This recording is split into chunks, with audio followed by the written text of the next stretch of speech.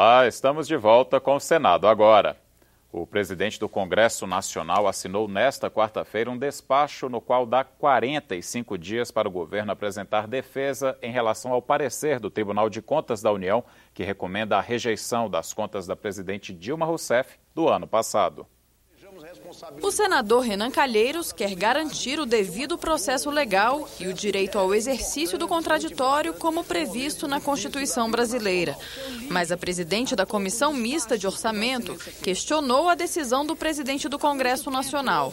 Para a senadora Rose de Freitas, uma possível defesa do governo deve ser feita no colegiado. Estava previsto no regimento da comissão que nos 40 dias em que o relator, contado a partir da entrada do processo na comissão, o relator teria que elaborar o seu parecer, dando, de acordo com o Código Penal, o prazo e o direito ao contraditório. Do ponto de vista da jurisprudência, das decisões afirmadas e pacificadas no Supremo Tribunal Federal, que inclusive anulou julgamentos de várias contas em estados e em municípios, por falta do contraditório exatamente,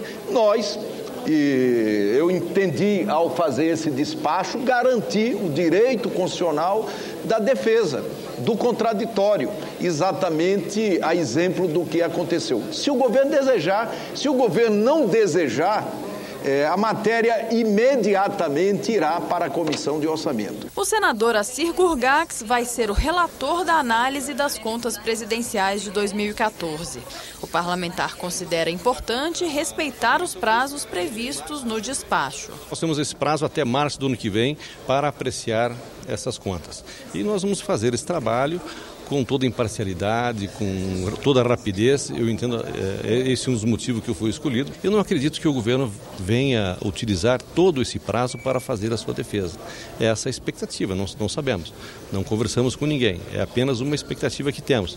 Esperamos que chegue a CMO num prazo muito menor do que esse.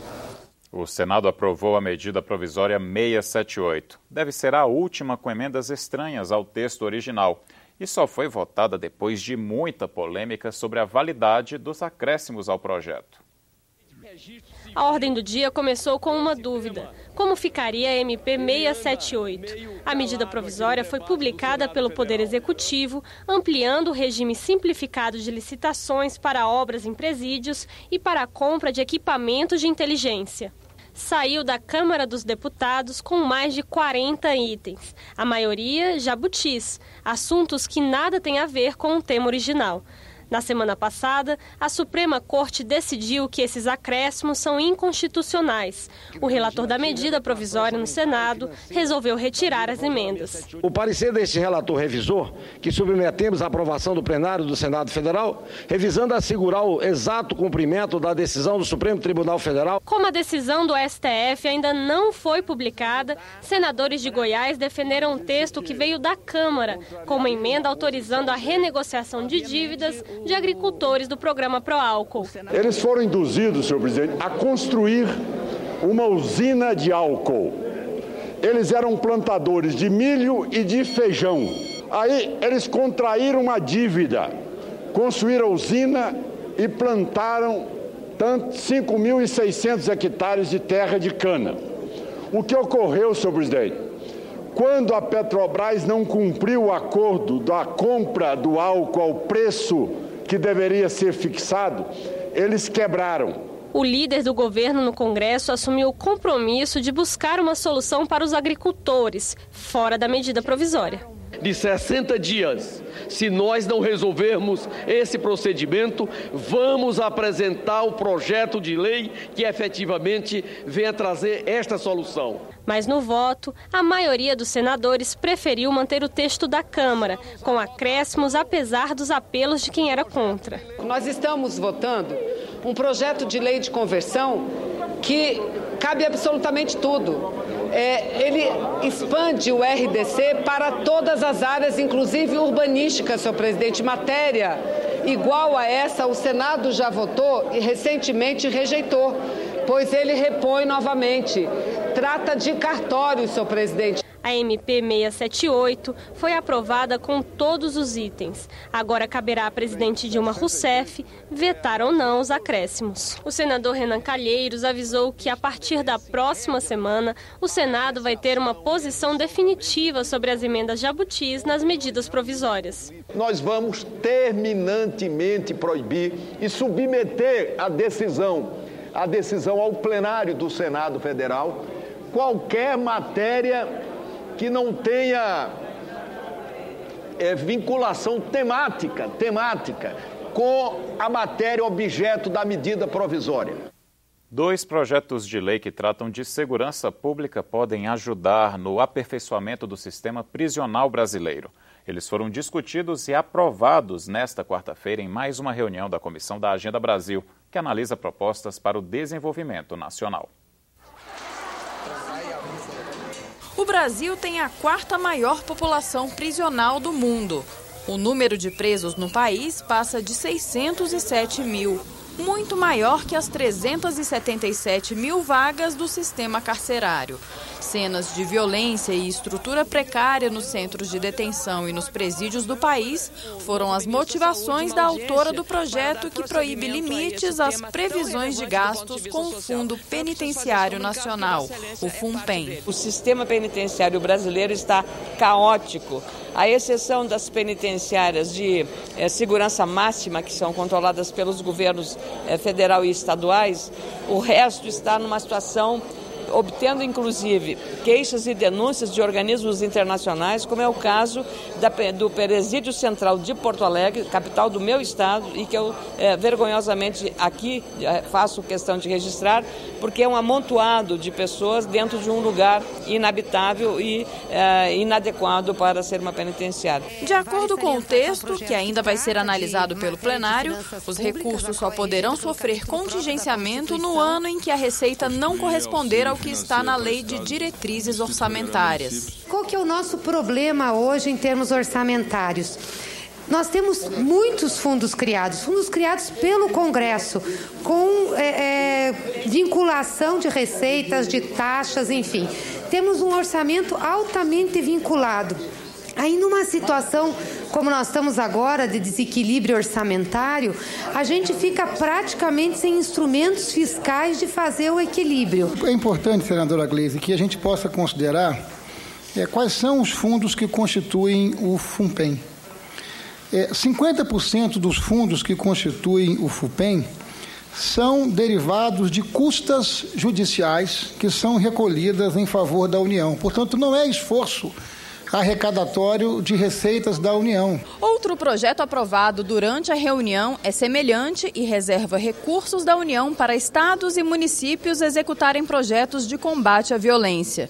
O objetivo é que 60% do Fundo Nacional de Segurança Pública vá para esses outros entes da federação. A matéria segue agora para a Câmara dos Deputados. Isso tem uma consequência muito clara, porque hoje os estados começam a fazer alguns empreendimentos, notadamente como presídios, CDPs, que são centros de detenção, e no meio do caminho a União contingencia o fundo, não há recurso, as empresas param de fazer os empreendimentos, há a inadimplência dessas empresas, o Estado fica inadimplente, o gestor fica inadimplente e depois entra TCU, CGU, Ministério Público Federal, Polícia Federal, é um rolo que nunca mais se entende. O projeto de resolução que altera a cobrança do ICMS foi novamente tema de audiência pública na Comissão de Desenvolvimento Regional. Os senadores ouviram representantes das secretarias de Fazenda dos estados do Sul e Sudeste. A proposta se baseia em sugestão do Conselho Nacional de Política Fazendária, também conhecida como Convênio 70. O imposto sobre a circulação de mercadorias é cobrado quando um produto vai de um estado para o outro. O ICMS gera uma receita de mais de 300 bilhões de reais por ano em todo o país. Para acabar com a chamada guerra fiscal entre os estados, a proposta em debate na Comissão de Desenvolvimento Regional prevê a redução gradual das alíquotas até chegar ao percentual unificado de 4%. Mas há exceções. Por exemplo, os produtos agropecuários e industrializados que saem do Norte, Nordeste, Centro-Oeste e Espírito Santo terão alíquota de 7%. O Espírito Santo perderá fortemente, né, as suas receitas tributárias. É um caso à parte e o Espírito Santo precisa ser visto como tal. Entendemos que esse não é exatamente o melhor acordo, e o melhor acordo talvez seja o acordo impossível, mas por isso justamente o acordo que está posto no Convênio 70 é o acordo do possível. É uma solução que requer que necessariamente terá que ocorrer em conjunto, né? Esse consenso é perfeitamente possível, né? Não custa lembrar, na União Europeia nós temos hoje 28 países, 28 soberanias diferentes. Só que a aprovação das novas alíquotas do ICMS depende de outras propostas em discussão no Congresso Nacional. É o caso do projeto que anistia incentivos fiscais concedidos pelos estados sem o aval do Conselho Nacional de Política Fazendária. Outra condição é criar fundos constitucionais para compensar as perdas de arrecadação e garantir o desenvolvimento regional. Só terá validade após a aprovação do Fundo Constitucional. Então é uma condicionante que nós colocamos exatamente porque a discussão é essa. Como que os estados não perderão?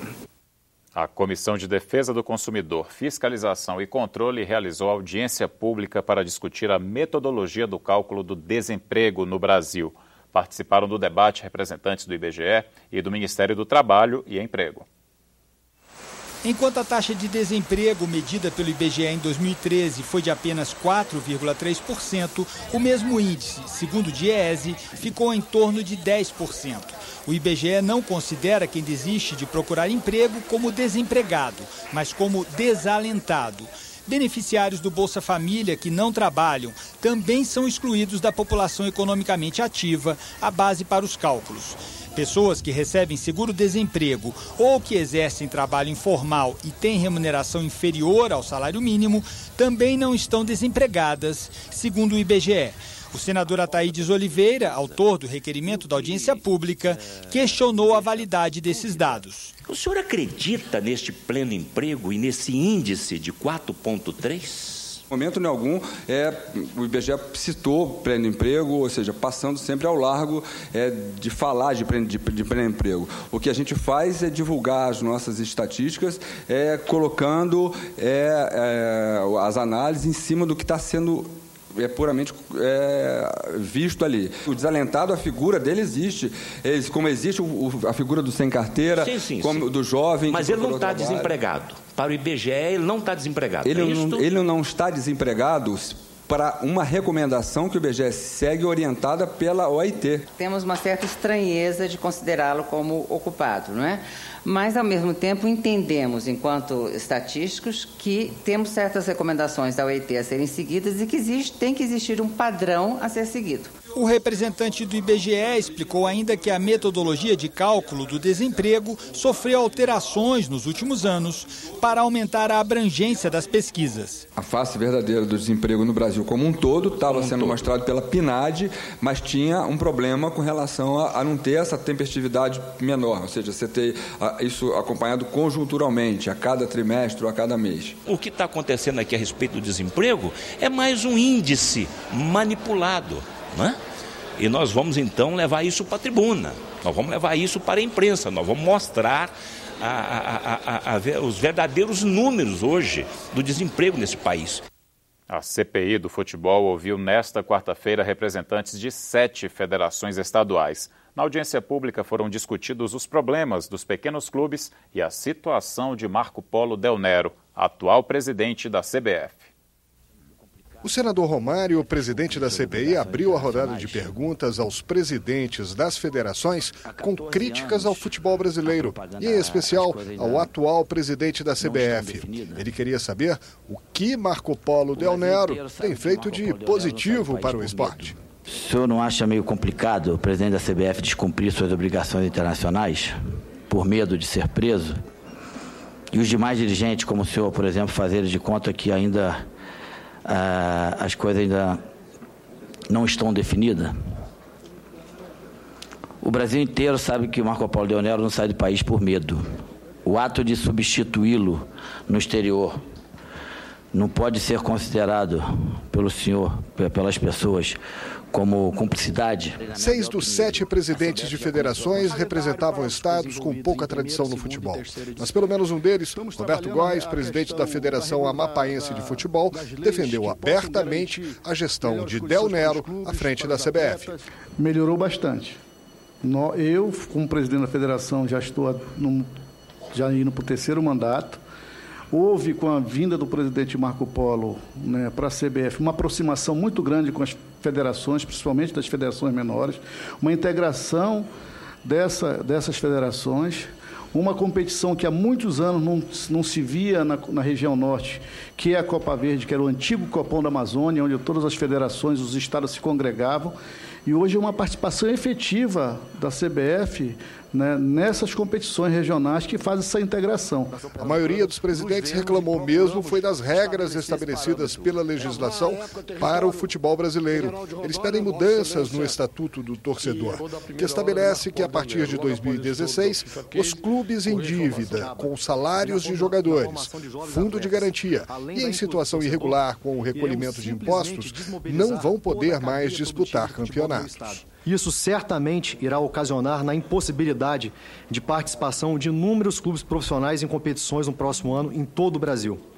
Somente no meu estado, em um levantamento que fizemos semana passada, metade dos clubes, ou seja, 5 da nossa primeira divisão, não poderiam hoje participar do nosso campeonato, o que representa aproximadamente na redução de 200 empregos diretos e inúmeros atletas de categorias de base que não terão aonde desenvolver suas atividades esportivas. A CPI deverá pedir alterações não só no Estatuto do Torcedor, mas também nas questões de organização do futebol brasileiro, de transparência e talvez até algumas questões tributárias, exatamente para facilitar o funcionamento dos clubes. A importância de uma série de cuidados nos primeiros anos de vida pode garantir a capacidade de aprender das crianças. Na Semana de Valorização da Primeira Infância e Cultura da Paz do Senado, uma audiência pública conjunta das Comissões de Educação, Assuntos Sociais e Direitos Humanos debateu uma teoria que pode mudar os paradigmas de desenvolvimento infantil. Pesquisas em epigenética mostram que até os genes podem ser alterados durante a gestação e nos primeiros anos de vida, dependendo do ambiente no qual mães e bebês estão inseridos. Os impactos do período pré-natal e da primeira infância sobre todo o resto da vida e a importância de se dar uma atenção especial para esta época foram consenso entre os palestrantes. A psicóloga Maria Regina Maluf criticou a excessiva ênfase dos cursos de pedagogia nas teorias do século XX e destacou a nova teoria dos sistemas epigenéticos, que pode influenciar tudo o que se sabe sobre saúde e educação de crianças. Uma criança se desenvolve desse jeito ou do outro porque ela nasceu assim, porque ela tem talentos, porque os genes dela a determinam, ou tudo depende do meio ambiente? Essa grande questão, não estou dizendo que tem uma resposta final, mas que a teoria epigenética traz uma boa solução para essa questão, quando ela nos mostra que os genes são modificáveis. Isso tem base na biologia atual, nas neurociências. Os genes não determinam o nosso comportamento. Nós temos que trabalhar com essa relação de influência mútua, recíproca, dos genes sobre o meio ambiente, do meio ambiente sobre os genes, no que diz respeito ao desenvolvimento da criança. O psicólogo Luiz Antônio Correia explicou o impacto do afeto, do estímulo e da alimentação no cérebro em formação e as consequências para a saúde e aprendizagem. Uma criança que come bem, senhores, será uma criança motivada na escola e para a vida. Uma criança que come mal vai ser uma criança desmotivada. Uma criança que não tem emoção, é fria. Também foi apresentada a experiência francesa na cidade de Montpellier. Pesquisas mostraram que equipes multidisciplinares, treinadas para trabalhar em conjunto, atendem melhor as famílias, desde a gestação até os primeiros anos de vida das crianças. O resultado foi tão positivo que o método criado em Montpellier foi adotado em toda a França e outros países europeus. A TV Senado recebeu nesta terça-feira em São Paulo o prêmio Vladimir Herzog, na categoria documentário para televisão, pela obra Em Busca da Verdade, dirigida pelos jornalistas Deraldo Goulart e Lorena Maria. O Vladimir Herzog é um dos prêmios mais importantes e mais antigos no jornalismo brasileiro na área de direitos humanos. A entrega do prêmio foi no Tuca, Teatro da Universidade Católica de São Paulo. Os jornalistas Lorena Maria e Deraldo Goulart receberam o prêmio na categoria Televisão Documentário, por Em Busca da Verdade. Aqui era a sala de tortura. Nessa sala eu fui torturada. Havia tortura? Eu digo que institucionalmente não. Eu fui pendurado um dia 2 horas da tarde e foram me tirar 8 horas da noite. A partir do trabalho da Comissão Nacional da Verdade, criada para investigar e esclarecer casos de desaparecidos políticos na época da ditadura, o documentário faz um retrato emocionante sobre as violações de direitos humanos num dos períodos mais obscuros da nossa história. Teve que sair correndo para a cidade, atravessamos o rio para não ser metralhado. Minha irmã grávida de 8 meses, levando choque, inclusive na barriga. Isso eu não me conformo. No programa Roda de Conversa, exibido pela TV PUC de São Paulo, a diretora Lorena Maria contou como foi conhecer a dor dos que sobreviveram à tortura e dos que perderam os filhos para a ditadura militar. Para uma mãe não entender como é que o filho dela morreu, né? Eu acho que ali você vai ter uma ferida aberta para o resto da sua vida. A gente sabe que teve tortura. Na escola, a gente vai aprendendo. Teve tortura no Brasil, teve censura no Brasil, tá. Como ela aconteceu é uma coisa muito importante você detalhar. É difícil, é duro. Eu, várias vezes, estava lá assistindo, horas de depoimento, eu tinha que sair para o banheiro chorar, porque assim, é um nível de detalhe que você não quer enfrentar, né?